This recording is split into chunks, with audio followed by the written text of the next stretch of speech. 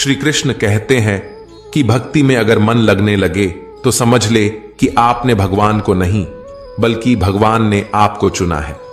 मित्रों, आज का ये वीडियो बहुत ही महत्वपूर्ण है क्योंकि आज के इस वीडियो में हम बात करेंगे स्वयं भगवान श्री कृष्ण के श्रीमुख से निकली श्रीमद् भगवद गीता के दिव्य ज्ञान से प्रेरित ऐसे पवित्र और अनमोल विचारों की जो आपके जीवन से सारे दुख, चिंताओं और निराशाओं का अंत करके जीवन को नई ऊर्जा, उमंग और खुशियों से भर देंगे।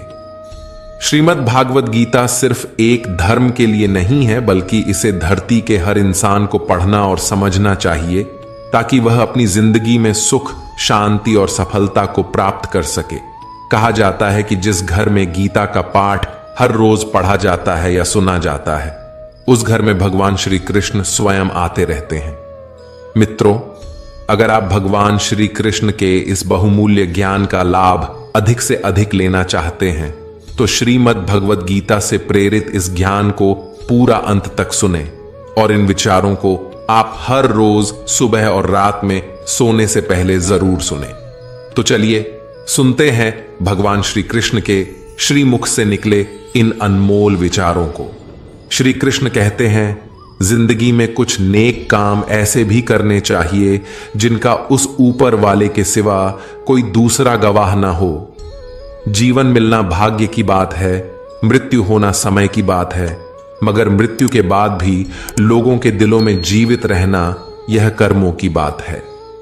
श्रीमद् भगवद गीता में भगवान श्री कृष्ण कहते हैं कि हे अर्जुन, मैं सभी प्राणियों के हृदय में स्थित सबकी आत्मा हूं। संपूर्ण प्राणियों का आदि, मध्य और अंत भी मैं ही हूं। मैं ग्रहों में सूर्य हूं, वेदों में सामवेद हूं, देवों में इंद्र हूं, इंद्रियों में मन हूं। मैं ब्रह्मा हूं, मैं विष्णु हूं, मैं महेश हूं। जलाशयों में मैं समुद्र हूं, पर्वतों में मैं हिमालय हूं। इस संपूर्ण संसार में तुम जो कुछ भी देख पाते हो सब मैं ही हूं। श्री कृष्ण कहते हैं, यह संसार मेरी ही माया है। यह संसार मुझसे ही उत्पन्न हुआ है। मैं ही इसका पालन पोषण करता हूं और मैं ही इस सृष्टि का विनाश भी करता हूं। मैं भूत, वर्तमान और भविष्य के सभी प्राणियों को जानता हूं, लेकिन वास्तविकता में मुझे कोई नहीं जानता। कान्हा कहते हैं, सब्र कोई कमजोरी नहीं होती बल्कि यह वह ताकत होती है जो सभी में नहीं होती।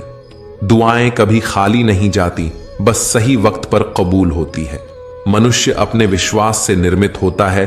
जैसा वह विश्वास करता है वैसा ही वह बन जाता है। हर चीज की नकल की जा सकती है लेकिन चरित्र और व्यवहार नहीं। अपनी सोच को काबू में रखिए क्योंकि आपकी सोच ही असलियत का रूप लेगी। अगर नीयत अच्छी हो तो नसीब कभी बुरा नहीं होता।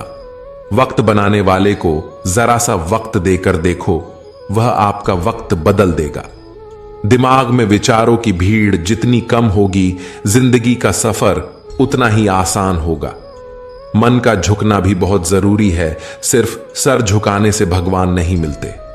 अगर आप उन बातों और परिस्थितियों की वजह से चिंतित हो जाते हैं जो आपके नियंत्रण में नहीं है तो इसका परिणाम समय की बर्बादी और भविष्य का पछतावा है।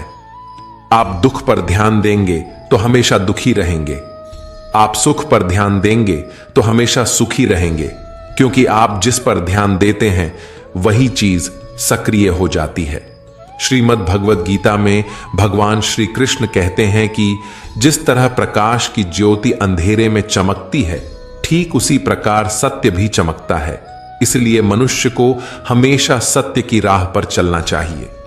मृत्यु एक अटल सत्य है जिसे कभी बदला नहीं जा सकता है। इस संसार का जब से निर्माण हुआ है तब से जन्म मृत्यु का चक्र चलता आ रहा है। कोई मनुष्य चाहे लाख चीजें जान ले, चाहे वो पूरे जगत को जान ले, लेकिन अगर वह स्वयं को नहीं जानता तो वह अज्ञानी है। कान्हा कहते हैं, अगर कोई आपको ठुकरा दे तो बुरा मत मानना, क्योंकि वे वास्तव में आपकी कीमत नहीं जानते। बुरा वक्त गुजर जाता है, बस उस ऊपर वाले को हमारा सब्र आजमाना होता है। चेहरे पर हमेशा मुस्कान का यह मतलब नहीं कि जीवन में संघर्ष नहीं, बस ऊपर वाले पर भरोसा ज्यादा है। जिंदगी में अगर कुछ बड़ा करना है तब दो चीजें हमेशा याद रखना कि जो खोया है उसका गम नहीं, जो पाया है वह भी किसी से कम नहीं। खराब तबीयत से व्यक्ति जितना कमजोर नहीं होता, उससे ज्यादा वह नकारात्मक विचारों से थकता है। जिंदगी में हम कितने सही और कितने गलत है, यह सिर्फ दो ही शख्स जानते हैं, परमात्मा और अंतरात्मा। नकारात्मक विचारों को अपने मन में प्रवेश करने की अनुमति ना दो, क्योंकि यही वह एक चीज होती है जो हमारा आत्मविश्वास कम कर देती है। कामयाबी कुछ नहीं, बस एक नाकामयाब व्यक्ति के संघर्ष की कहानी होती है। आपके खिलाफ होने वाली बातों को खामोशी से सुन लीजिए। यकीन मानिए, वक्त उन्हें बेहतर जवाब देगा। जिसने अपने को वश में कर लिया है, उसकी जीत को देवता भी हार में नहीं बदल सकते। अगर लोग आपकी अच्छाई को आपकी कमजोरी समझते हैं, तो यह उनकी समस्या है। आप आईना हो, आईना बने रहो। फिक्र वो करें जिनकी सूरत खराब है। श्रीमद् भगवद गीता में भगवान श्री कृष्ण कहते हैं कि हे अर्जुन, तुम्हारा क्या गया जो तुम रोते हो? तुम क्या लाए थे जो तुमने खो दिया? तुमने क्या पैदा किया था जो नष्ट हो गया? तुमने जो लिया यहीं से लिया, जो दिया यहीं पर दिया।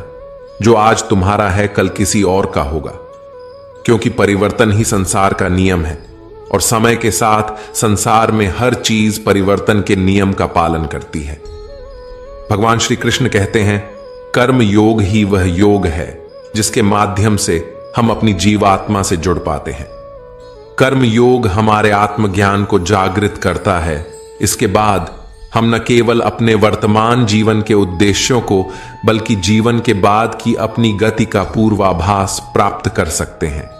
इस योग में कर्म के द्वारा ईश्वर की प्राप्ति की जाती है। श्रीमद् भागवत गीता में कर्म योग को सर्वश्रेष्ठ माना गया है। गृहस्थ और कर्मठ व्यक्ति के लिए यह योग अधिक उपयुक्त है। कर्म योग सिखाता है कि कर्म के लिए कर्म करो, आसक्ति रहित होकर कर्म करो।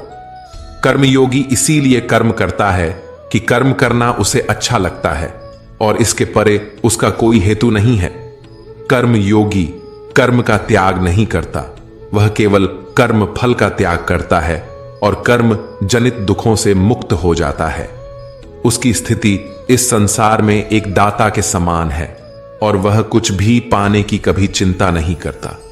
वह जानता है कि वह दे रहा है और बदले में कुछ मांगता नहीं, और इसीलिए वह दुख के चंगुल में नहीं पड़ता। संसार का कोई कार्य ब्रह्म से अलग नहीं है, इसलिए कार्य की प्रकृति कोई भी हो, निष्काम कर्म सदा ईश्वर को ही समर्पित हो जाता है। हे अर्जुन, पुनर्जन्म का कारण वासनाओं या अतिरिक्त कामनाओं का संचय है।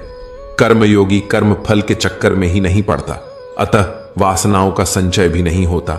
इस प्रकार कर्मयोगी पुनर्जन्म के बंधन से भी मुक्त हो जाता है। भगवान श्री कृष्ण कहते हैं, मनुष्य का मन वायु की तरह चंचल है। यह मन ही है जो मनुष्य को काम वासनाओं की तरफ भटकाता रहता है। अगर जीवन को सफल बनाना है तो मन पर काबू करना बहुत जरूरी है। मन को वश में करने से दिमाग की शक्ति केंद्रित होती है, जिससे कार्यों में सफलता मिलने लगती है। गीता के अनुसार जिस व्यक्ति ने अपने मन पर काबू पा लिया, वह मन में पैदा होने वाली बेकार की चिंताओं और इच्छाओं से भी दूर रहता है। साथ ही वह व्यक्ति अपने लक्ष्य को भी आसानी से प्राप्त कर लेता है। अगर मन को वश में नहीं करोगे तो वह तुम्हारा सबसे बड़ा शत्रु बन जाएगा। भगवान कहते हैं, जो मनुष्य सुख और दुख में शांत रहता है, जिसके राग, भय और क्रोध नष्ट हो गए हैं, जो मनुष्य शुभ और अशुभ वस्तु को पाकर ना प्रसन्न होता है और ना द्वेष करता है, जिन्होंने अपनी इंद्रियों को वश में कर लिया है, वह स्थिर बुद्धि मनुष्य मुनि के समान है। ऐसा मनुष्य स्थिर चित्त और इंद्रियों को वश में करके ज्ञान द्वारा परमात्मा को प्राप्त करके हमेशा संतुष्ट रहता है। क्रोध मनुष्य को नरक की ओर ले जाने वाला द्वार है। क्रोध करने से व्यक्ति का मन अशांत हो जाता है और उसकी स्मरण शक्ति भ्रमित हो जाती है। स्मृति में विभ्रम होने से उसकी बुद्धि नष्ट हो जाती है और फिर व्यक्ति का पतन हो जाता है। भगवान श्री कृष्ण कहते हैं, मनुष्य को क्रोध करने से बचना चाहिए, कितना भी गुस्सा आए स्वयं को शांत रखने का प्रयास करें। श्री भगवान कहते हैं, जिस प्रकार समुद्र की स्थिति अचल है, भारी से भारी आंधी तूफान आने पर या अनेक नदियों के जल प्रवाह उसमें प्रविष्ट होने पर भी वह अपनी स्थिति से विचलित नहीं होता, मर्यादा का त्याग नहीं करता, उसी प्रकार परमात्मा के स्वरूप में स्थित योगी की स्थिति भी सर्वथा अचल होती है। बड़े से बड़े सांसारिक सुखों दुखों का सहयोग वियोग होने पर भी उसकी स्थिति में जरा भी अंतर नहीं पड़ता। वह योगी परमात्मा में नित्य निरंतर अटल और एक रस स्थित रहता है। जो मनुष्य संपूर्ण कामनाओं को त्याग कर ममता रहित, अहंकार रहित और मोह रहित होकर विचरण करता है, वही मनुष्य शांति को प्राप्त कर पाता है। कान्हा कहते हैं, जो दर्द आज सह रहे हो, आगे चलकर वही तुम्हारी ताकत बनेगा। मुसीबत में अगर मदद मांगना हो तो सोच कर मांगना, क्योंकि मुसीबत थोड़ी देर के लिए ही होती है और एहसान जिंदगी भर का। तजुर्बे उम्र से नहीं बल्कि हालातों से आते हैं। जमाने में आए हो तो जीने का हुनर भी रखना। दुश्मन से कोई खतरा नहीं, बस अपनों पर नजर रखना। रात भर गहरी नींद आना इतना आसान नहीं, उसके लिए दिन भर ईमानदारी से जीना पड़ता है। अपनी कमियों को सिर्फ हम दूर कर सकते हैं और कोई नहीं, बाकी सब केवल इनका फायदा उठाना जानते हैं। समय के पास इतना समय नहीं कि वह आपको दोबारा समय दे सके। जो बदला जा सके उसे बदलिए, जो बदला ना जा सके उसे स्वीकार कीजिए, और जो स्वीकारा ना जा सके उससे दूर हो जाइए। लेकिन खुद को खुश रखिए, वह भी एक बड़ी जिम्मेदारी।